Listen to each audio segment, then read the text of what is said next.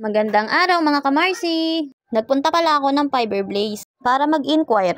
5 months na palang putol yung wifi namin. Ang siste pala mga marsi, kahit 5 buwan mo na palang hindi ginagamit yung wifi, need pa rin bayaran yung hindi mo nagamit. Ay nako, nagwarla talaga ang marsisol nyo.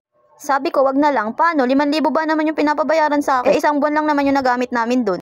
Kaya sabi ko wag na lang, magpapakabit na lang ako ng bago sa ibang brand na lang. Wow!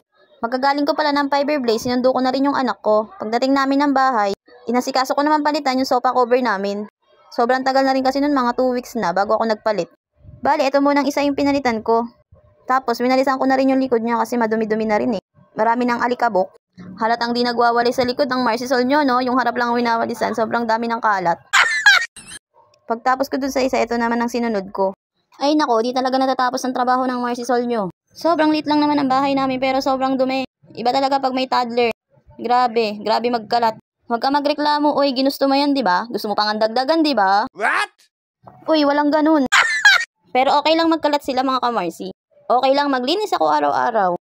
At least alam kong masigla sila at wala silang sakit na nararamdaman. Okay na akong maglinis araw-araw. Wow! Pagtapos ko sa sala mga kamarsi, sinunod ko naman na rin tong tindahan. Inayos at nilinis ko na rin mga kamarsi. Paano, yung anak kong babae, dito rin kasi naglalaro. Tignan mo, pati yung tali ng aso namin andito, pinaglaruan niya kasi yan eh. Diba mga kamarsi, sobrang bait talaga ng mga anak ko. Sobrang bait magkalat. Diba sabi mo nga okay lang magkalat sila basta walang sakit. Ay, oo nga pala, sinabi ko nga pala yun. Uy, sorry na self. Ala, baliw, kinausap yung sarili. Pagtapos ko naman sa bahay, ito namang bunso ko yung sinunod ko mga kamarsi. Bali, wala pa pala akong nabibiling shampoo niya. Kaya ayan mo na yung ginamit ko. Diba, Shala mga kamarsi? Pinanis ang nanay. Kumpleto ang gamit. May shampoo, sabon, at saka keratin. Ay nako, kung di ka pa talaga iwan ng mga garapata na yan. Pagtapos ko siyang paligon, ayan, pinupunasan ko na rin siya mga kamarsi. Sinunod ko na rin yung loob nilang pasuhan ko para bago siya pumasok, malinis yung bahay. Hindi pala yung sunrocks mga kamarsi ha. Tubig pala na may downy yan. Bali, pangalawang lang pasok ko na pala yan. Yung una, yung may sabon na may sunrocks, tapos tubig. Tsaka ko pinapasok yung aso ko mga kamarsi. Bali, pinupunasan ko ulit siya mga kamarsi. 3 punas ata ginawa ko dyan para tuyo siya. Sobrang bait nga ng aso na yan eh. Grabe, kahit naaapakan na namin hindi umaalis sa pwesto. Hindi man lang umaaray.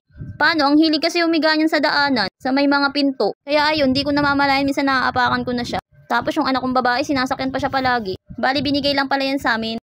Diba alam niya nang pupunasan siya? 1 week pa lang yan sa amin mga kamarsi. Sabi ng dati niyang amo, painumin daw siya ng fish oil para bumalik yung dati niyang buhok. Effective naman mga kamarsi. Ayan, pagtapos ko ng gawaing bahay, nagpahinga lang saglit. Sabay tinuruan ko naman tong anak ko. Yan lang naman for today's video mga kamarsi. Salamat sa panonood. People. Faster.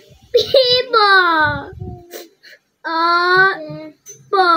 Faster. Apa.